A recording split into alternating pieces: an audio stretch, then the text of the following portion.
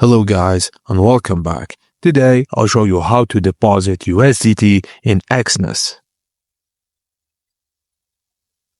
After you log into your account, locate the deposit or fund account option on the platform, often found in the main menu or account dashboard.